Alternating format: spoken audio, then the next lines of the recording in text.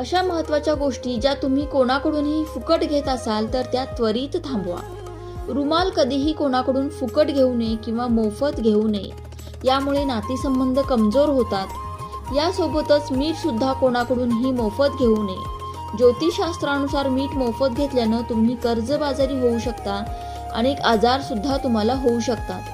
यासोबतच तेल सुद्धा कोणाकडूनही मोफत घेऊ नये, नाहीतर व्यक्तीच्या समस्या वाढून हळूहळू आपण कर्जात बुडतो असं सांगण्यात येतं.